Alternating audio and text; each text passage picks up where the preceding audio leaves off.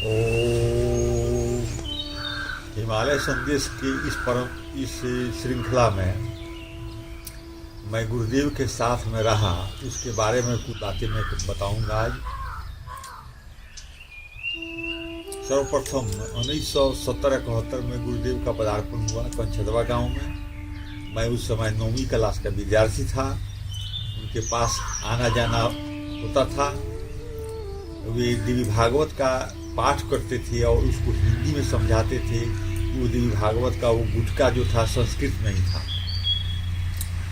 संस्कृत के वो अच्छे जानकार थे। संस्कृत पढ़ करके और हिंदी में हम लोगों को समझाते थे। उस समय मैं और राजेंद्र कुमार सिंह नाम के दो लड़के बैठते थे, जो आगे चल के वो इंजीनियर हो गए हैं और रिटायर भी कर गए हैं। तो हम लोग बैठ करके और उसका पाठ सुनते थे। गुरुदेव उसको हिंदी अनुवाद भी बताते थे। धीरे धीरे कुछ चमत्कारिक अनुभव हुआ। अपनी घटना मैं बतला रहा हूँ। मुझे एक बीमारी हो गई थी सिर दर्द की, जो कितनाऊ दवाखाने पर नहीं ठीक होती थी। मैं मन ही मन कहा कि अगर यह बीमारी ठीक हो जाएगी तो मैं गुरुदेव के पास रोज रोज जाऊंगा। ऐसा ही हुआ। कल ही होकर के बीमारी समाप्त हुई और मैं जाने लगा। यह क्रम आगे बढ़ता गया। तो मैं पहले ही बता चुका हूँ इस श्रृंखला में कि वे नदी किनार पर कुछ यौगिक क्रियाओं को करने के लिए चले जाते थे 3-4 महीना रहने के बाद। तो इस संदर्भ में वे चले गए। फिर हम लोग अपना पढ़ाई करते थे।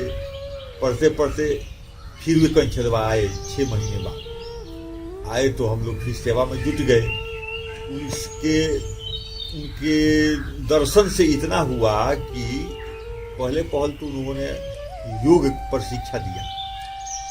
यौगिक कुछ योग करने के पहले क्रियाएं होती है, रामदेव बाबा वगैरह लोग बताते हैं। वो योग से वो भिन्न था।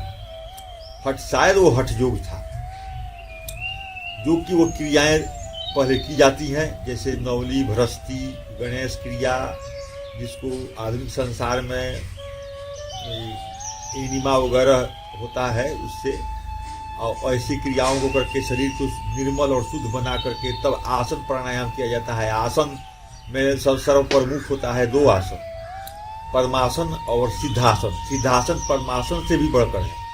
सिद्धासन पर किए हुए कोई भी अभ्यास बिल्कुल हस्तगत हो जाते हैं। हम लोग पढ़ने में उस समय कुछ कमजोर थे, लेकिन वो सिद्धासन का ही हमको आज लगता है कि सिद्धासन का ही चमत्कार था और कुंभक प्राणायाम का चमत्कार था कि हम लोग पढ़ने में मेधावी हो गए।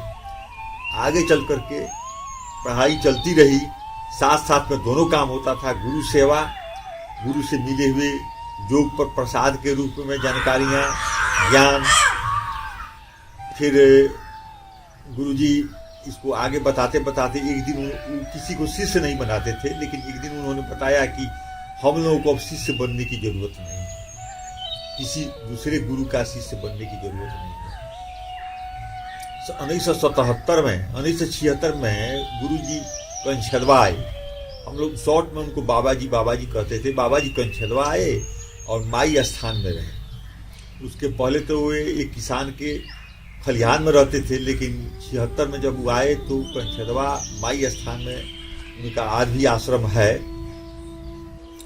नवरात्र होता था। बाबा नवरात्र गौरशंकर तिवारी एक पंडित थे, उन्हीं से वे पाठ करवाते थे देवी भागवत का। देवी भागवत का पाठ तिवारी जी करते थे और हिंदी अनुवाद भी करते थे। संस्कृत में कह करके हिंदी भी अनुवाद करते थे। नई समझ में उनको जब आता था कृष्ण श्लोकों का, बाबा भी उसको अर्थ में समझा देते थे। श्रीमद् भागवत महापुराण जो देवी भागवत था, उनको वे पढ़ते थे और समझाते भी थे। श्री गौरशंकर तिवारी भी पढ़ते थे, बाबा भी पढ़ते थे, हम लोग समझते थे, हम लोग सुनते थे, गांव वाले भी आकर के सुनते थे। ऐसा ही क्रम आगे बढ़ता गया। हवन विशेष था बाबा का। वे अपने हाथ से बहुत मूल्यवान समझिए कि पदार्थों का हवन करते थे, जैसे कि गुगुल, कपूर, करायल, जटामसी और थोड़ा मोड़ा धूप।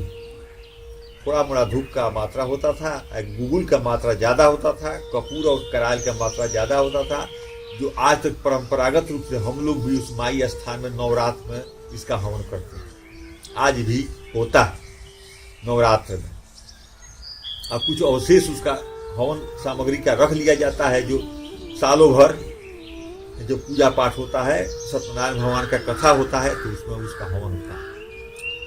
इस प्रकार से आगे बढ़ता गया। हम लोग की पढ़ाई थी, इंटर पास करके 77-78 में हम बेंगलोर चले गए नौकरी की खोज में, और बाबा से संगत तो छूटा उस समय थोड़ी दिन के लिए। 2 महीने के बाद फिर मैं लौट कर आया और फिर सेवा में लग गया। उस समय मेरे गुरु भाई जो कंछेदवा के थे, वे लोग अब कंछेदवे ही रह गए, वे लोग नहीं बाबा के पास पहुंचते थे।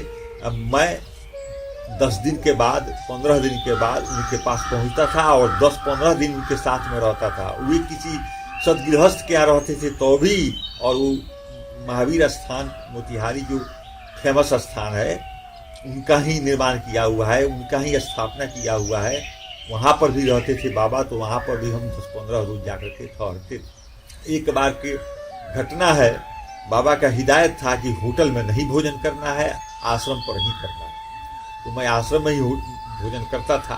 एक बार आश्रम में लगातार रोटी बन रहा था, रोटी खाते खाते तो मन थोड़ा रोटी से भाग रहा था, तो मैं होटल में जाके चुपके से चावल का भोजन कर लिया।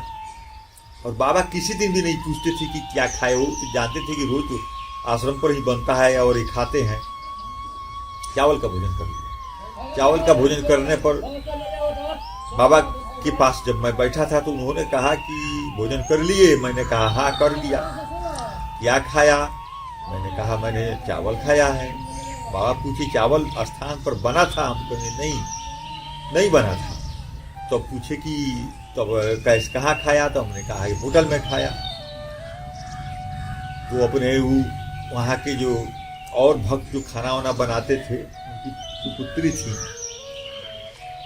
उनको बुलाए और कहे कि आज क्यों नहीं चावल बनाई है कि एक भक्त लड़का जाकर के होटल में खाना खाया है। उन्होंने बताया कि चावल का भाव था, इसलिए स्थान पर चावल नहीं बना था।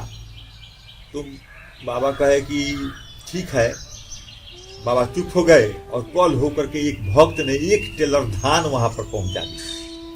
बाबा ने कहा कि पवन कुमार देखो, तुम्हारे लिए मैं चिंतित हो गया था कि तुम चावल खाना चाहते हो, स्थान पर चावल नहीं है, गेहूं और आटा है। तो देखो माँ दुर्गा भगवती ने तुम्हारे लिए धान भेज दिया है और चावल कुटा जाएगा और खाते रहोगे और रह करके यहाँ भोजन करो, मेरे साथ हो। ऐसे ऐसे कुछ चमत्कारी घटनाएं हैं, मेरे अपने बारे में भी है। अब उसको मैं स्पष्ट नहीं करना चाहता हूँ, वो गुरु शिष्य परंपरा की चीज है, उसको अपने निजी लोगों को ही बताया जाता है। तो मैं इस वीडियो पर उस चीज को डालना नहीं चाहता हूँ। फिर समय आगे बढ़ता चला गया, गुरु के साथ में मैं रहता चला गया और अंत तक उनके शरीर के छोड़ने के समय तक मैं उनके साथ में रहा और 10 दिन घर रह करके 10-15 दिन उनके साथ रह करके ऐसे क्रम में उनकी सेवा करता रहा। आज मैं बहुत संतुष्ट हूँ उस सेवा से, और वह सेवा के बल पर ही संसार मुझे मेरी मुट्ठी में लगता है, हस्तामलक लगता है। रह गई तंत्र की बात, तो तंत्र तो विरासत में मुझे मेरे पिताजी से मिली थी, और सहा उसमें जो कमी भी था उसको गुरुजी ने पूरा कर दिया। तंत्र में चेष्टा ज्यादा थी, विरासत में पिताजी से मिली थी। पिताजी बहुत बड़े तांत्रिक थे इस क्षेत्र के। इस प्रकार से गुरुजी की सेवा करता हुआ मैं, गुरुजी जाते समय कंछेदवा से हिदायत दिए कि इस माई स्थान का मैनेजिंग का काम, देखभाल का काम तुम करना। इसी क्रम में एक शिवलिंग की स्थापना की माई स्थान कंछेदवा में। मुझे ही सौंपा उन्होंने कि शिवलिंग को लाओ। मैं जाकर के शिवलिंग को लाया, 3 शिवलिंग लाया। उसमें एक शिवलिंग उन्होंने कंछेदवा माई स्थान में स्थापित किया और एक शिवलिंग को मुझे दे दिया।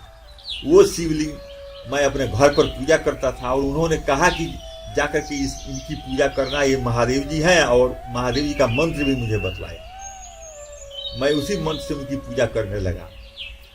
कुछ निजी घटनाएं भी उस शिवलिंग के साथ मेरे साथ हुई। बाद में पिताजी ने उसको अपने तंत्र के माध्यम से, तंत्र के सिलसिले में एक पीपल का वृक्ष ब्रह्म के रूप में स्थापित किया था, रोपा था। वो पीपल के वृक्ष के पास ही उस शिवलिंग को स्थापित कर दिया, मेरे पिताजी ने स्थापित किया था। वो मेरे लिए गुरुजी द्वारा दिया गया था मेरे लिए, लेकिन पिताजी ने उसे पीपल वृक्ष के नीचे स्थापित कर दिया, जो आज तक सारे गांव वाले यहाँ पर पूजा भी करते हैं। मैं भी पूजा करता हूँ, मेरा परिवार पूजा करता है, और मैं तो अपना हक समझता हूँ, क्योंकि गुरुजी ने मुझे दिया था मेरे ही पूजा के लिए, तो ये थोड़ा सा अधिकार भी बनता है मेरा। लेकिन पूरे गांव वाले श्रद्धा के साथ उस शिवलिंग की पूजा करते हैं। इस प्रकार से ये जीवनचर्या चलने लगी। गुरु जी पर ये मैंने माई स्थान से हिमालय संदेश लिखना शुरू किया। शायद वो नहीं, सब 92-93 में, 93 हो या 94 हो, मैंने लिखना शुरू किया। और पहले तो पाक्षिक था, फिर मासिक बना, फिर त्रैमासिक बना। 3 साल तक लिखने के बाद वो पत्रिका जो मैंने था गुरुजी और माई स्थान के संबंध में मैं लिखता था, उसमें और भी सामाजिक प्रसंग थे, लेकिन वो पत्रिका लिखना मैंने बंद इसलिए किया कि मैं हिमालय दर्शन नहीं किया था। एक बार सोचा भी तो ऋषिकेश से आगे थोड़ा सा जाकर के ही लौट आया। अभी तक वो मेरा इच्छा पूर्ण नहीं हुआ है, इसलिए वो पत्रिका भी बंद कर दिया।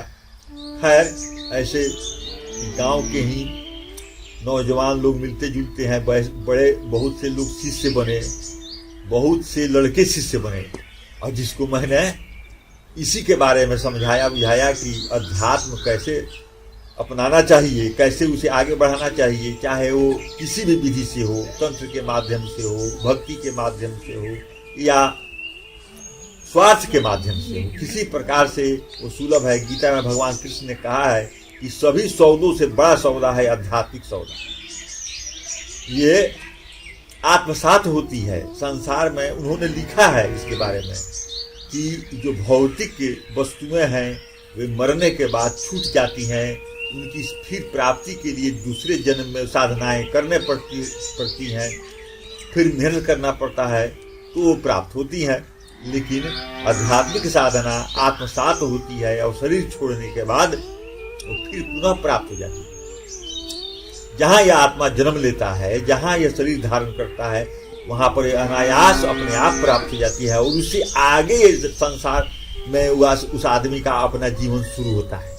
इसलिए ये आध्यात्मिक साधना, चाहे वो तंत्र के माध्यम से हो, भक्ति के माध्यम से हो, सांख्य से हो, योग से हो, ये करनी चाहिए सब मनुष्य को। यही मेरा संदेश है और यही मेरा अनुभव।